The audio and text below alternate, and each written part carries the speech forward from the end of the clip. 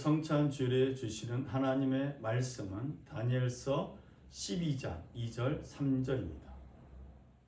땅의 티끌 가운데에서 자는 자 중에서 많은 사람이 깨어나 영생을 받는 자도 있겠고 수치를 당하여서 영원히 부끄러움을 당할 자도 있을 것이며 지혜 있는 자는 궁창의 빛과 같이 빛날 것이요 많은 사람을 옳은 대로 돌아오게 한 자는 별과 같이 영원토록 빛나리라. 아멘. 다니엘서 12장은 역사의 종말에 대해서 말씀하고 있습니다. 다니엘서 11장 마지막에 안티오쿠스의 죽음, 종말에 대해서 역사적으로 다루면서 지상의 역사에 대한 기록은 다니엘서 11장에서 끝이 납니다.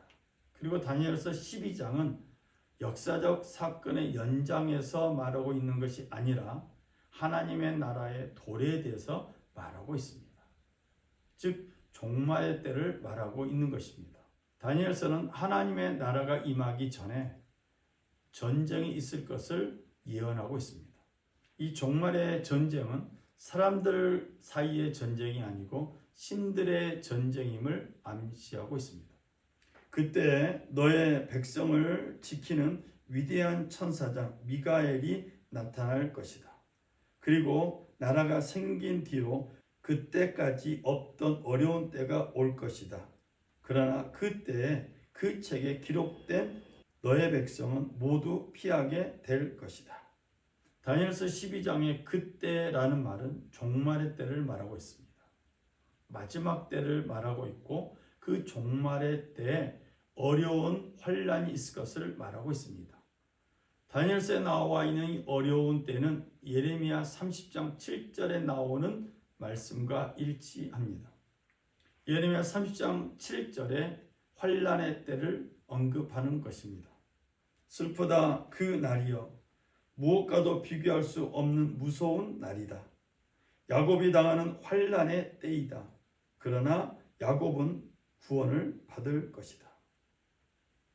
종말이 이르기 전에 인류가 지금까지 겪어본 적이 없는 환란을 어려움을 겪을 것이라고 말하고 있습니다.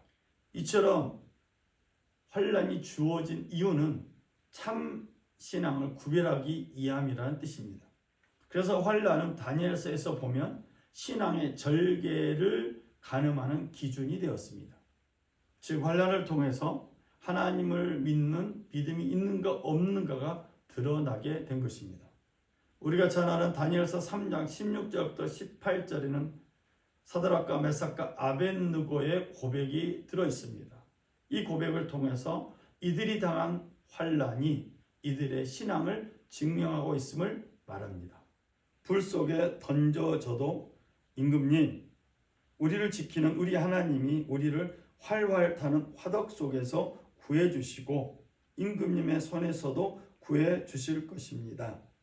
비록 그렇게 되지 않더라도 우리는 임금님의 신들을 섬기지도 않고 임금님이 세우신 금신상에 절을 하지도 않을 것입니다. 굽어 살펴주십시오. 사드락과 메삭과 아벳느고의 고백을 통해서 이들은 하나님이 죽음 이전에 이들을 구원해 주실 것을 믿고 있음을 알 수 있습니다. 그런데 이들의 고백을 통해서 우리가 생각해야 될 것은 하나님은 이들의 고백 속에 한정되는 분이 아니라는 것입니다. 이들의 고백대로 일이 이루어지지 않는다 할지라도 하나님은 여전히 사드락과 메삭과 아벳느고의 하나님이시며 그 하나님은 초현실적인 초역사적인 존재라는 것이 다니엘서에서 말하고 있는 내용입니다. 다니엘서는 환란에 직면하여서도 믿음을 포기하지 않는 사람들을 구원하신다는 믿음을 하나님의 말씀을 통해서 다니엘서를 통해서 말하고 있습니다. 그래서 다니엘서 12장 1절부터 2절은 환란 이후에 누가 구원의 반열에 설 것인가 라는 물음을 가지고 말하고 있습니다. 즉 하나님의 백성이 구원을 얻지만 구원받은 이 하나님의 백성은 영생을 얻은 자와 영원한 죽음을 당하는 자로 나누어질 것을 말합니다. 구약의 처음에는 부활 사상이 없었습니다. 그러다가 민족적인 부활, 이스라엘의 부활이 나타나고 이어서 개인적인 부활도 나타났습니다. 원래 이스라엘 백성들은 죽음에서 돌아올 수 없다고 생각했습니다. 사람이 죽습니다. 죽었다 하면 다시 일어나지 못합니다. 하늘이 없어지면 없어질까? 죽은 사람이 눈을 뜨지는 못합니다. 여기서 말씀을 보면 사람들이 죽으면 다시 돌아올 수 없다고 생각하고 있었습니다. 그런데 이 가운데 기적적으로 돌아온 사람들의 이야기가 등장합니다. 이틀 뒤에 우리를 다시 살려주시고 사흘 만에 우리를 다시 일으켜 세우실 것이니 우리가 주님 앞에서 살 것이다. 또한 에스겔 37장 1절부터 14절에서 이스라엘 민족의 부활의 가능성을 말씀하고 있습니다. 그래서 유대인들은 초대교회에 이를 때까지 종말에 이루어질 자기 민족들, 유대인들의 부활을 믿었습니다. 그러나 주님의 백성들 가운데서 죽은 사람들이 다시 살아날 것이며 그들의 시체가 다시 일어날 것입니다. 무덤 속에서 잠자던 사람들이 깨어나서 즐겁게 소리를 칠 것입니다. 주님의 이슬은 생기를 불어넣는 이슬이므로 이슬을 머금은 땅이 오래전에 죽은 사람들을 다시 내놓을 것입니다. 땅이 죽은 자들을 다시 내놓을 것입니다. 다니엘서 이 12장은 이사야 26장 19절의 말씀을 전제하고 있습니다. 즉 이스라엘 백성의 부활이 전제되어 있다는 것입니다. 그러면서 다니엘서 12장은 다양하게 해석될 수가 있는데 이 다양한 해석을 정리해주는 책이 요한복음입니다. 신약의 요한복음 5장 18절 29절은 다니엘서 12장 2절을 이렇게 해석했습니다. 이 말에 놀라지 말아라. 무덤 속에 있는 사람들이 다 그의 음성을 들을 때가 온다.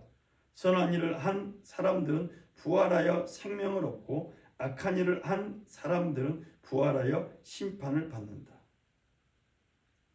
구약에서 말하는 다니엘서에서 말하고 있는 부활과 요한복음에서 말하는 부활은 같지만 부활이 생명의 부활과 심판의 부활로 나누어지는 특성이 있습니다.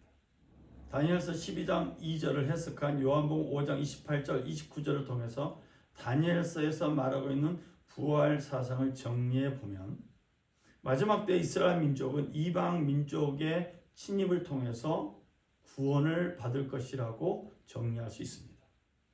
이 민족적인 구원은 이미 구약 성경에 나와 있습니다. 다니엘서는 다만 저절로 구원받는 것이 아니라는 새로운 계시를 말하고 있습니다. 즉 토라에 순종함으로 자신들의 믿음의 신실함을 증명해야 구원을 받고 부활할 수 있다는 것입니다.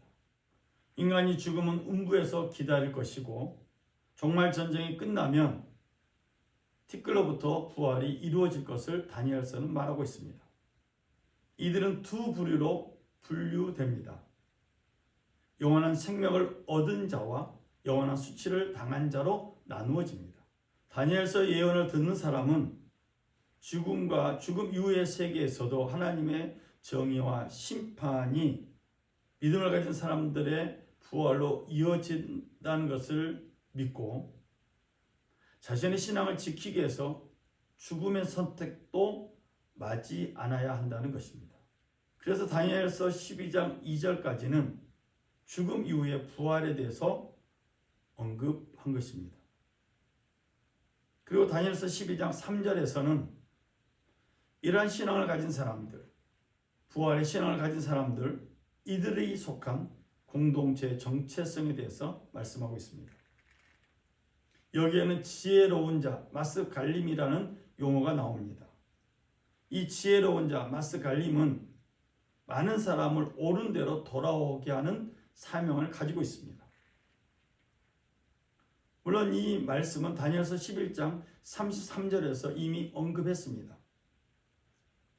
백성 가운데서 지혜 있는 지도자들이 많은 사람을 깨우칠 것인데 얼마 동안은 그 지혜 있는 지도자들 가운데 얼마가 칼에 쓰러지고 화형을 당하고 사로잡히고 약탈을 당할 것이다. 이 다니엘서 11장 33절의 내용은 안티쿠스 왕 밑에서 박해를 받을 때 지혜 있는 지도자들이 당할 고난에 대해서 말한 것입니다. 안티쿠스 박해로 많은 사람들이 순교를 했습니다. 이 순교는 가치 없는 순교가 아니라 이 순교를 통해서 하나님의 백성들이 정결하게 되었고 또 희게 되는 결과를 가져온 것입니다. 또한 지혜 있는 지도자들 가운데 얼마가 학살을 당할 것인데 이 일로 백성은 단련을 받고 순결하게 되며 끝까지 깨끗하게 남을 것이다. 하나님이 정하신 그 끝날이 올 때까지 이런 일이 계속될 것이다. 그래서 다니엘서 12장 3절은 지혜로운 사람의 두 가지 역할을 말하고 있습니다. 하나는 자신을 궁창의 빛과 같이 빛나게 하는 것이고 다른 하나는 많은 사람들을 옳은 대로 돌아오게 하여 영광을 얻게 하는 것입니다. 죽음이 하나님의 백성들을 이어할지라도 토라에 순종함으로써 하나님에 대한 믿음을 지키는 것이 목숨보다 중요하다는 것입니다. 사드락과 메삭과 아벳느고가 죽음을 감수하면서까지 토라에 대한 순종과 하나님에 대한 믿음을 포기하지 않았듯이 다니엘서 12장은 마지막 때 종말의 때일수록 하나님을 향한 믿음을 굳건히 잡으라고 말하고 있습니다.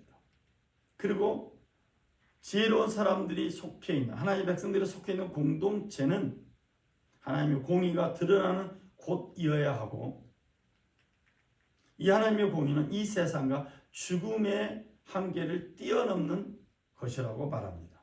그래서 다니엘서는 이 자신들의 공동체 사역이 이러한 지혜로운 사람들로 가득 채워지는 것이며 동시에 백성들을 옳은 대로 인도하여 하나님의 영광에 이르게 하는 것이라고 말합니다. 사랑하는 여러분, 우리는 다니엘서를 공부하면서 역사적 교훈도 경험했고 또 다니엘서 12장 오늘 본문에서는 하나님의 마지막 역사, 종말의 역사도 공부했습니다. 우리가 속해 있는 우리 순복음 평화교회 공동체가 다니엘서 12장 2절 3절의 말씀을 은밀히 간직한 공동체가 될 것을 말씀하고 있습니다.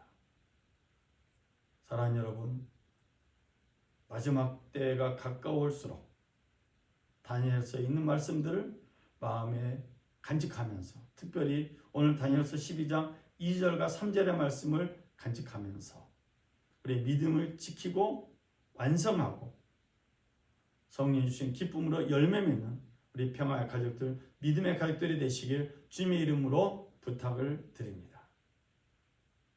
기도하겠습니다.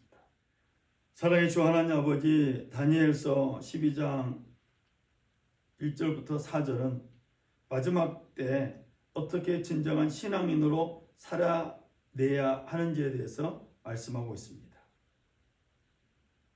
하나님의 나라가 점점 가까워지고 있는 이때에 하나님 우리에게 우리의 믿음을 점검할 수 있도록 시간 주시고 또 예배를 허락하심을 감사합니다. 2025년 첫 번째 주일 예배를 통해서 다시 한번 우리의 신앙이 다니엘서에 나와 있는 말씀과 부합하는지 점검하게 하여 주옵소서. 다니엘서에 있는 이 말씀들을 은밀히 간직하여서 지혜 있는 사람이 되고 궁창의 빛과 같이 빛나는 영광을 누리길 간절히 소망합니다. 우리 평화의 가족들, 믿음의 가족들 모두가 지혜 있는 사람 되어서 많은 사람을 옳은 대로 돌아오게 하여서 별과 같이 영원토록 빛나는 영광을 누리게 하여 주옵소서. 오늘도 우리 예배를 받으시는 주님께 감사드리며 우리 주 예수 그리스도 이름으로 기도드렸습니다. 아멘. 우리 하나님께 영광의 박수 올립니다. 할렐루야, 감사합니다.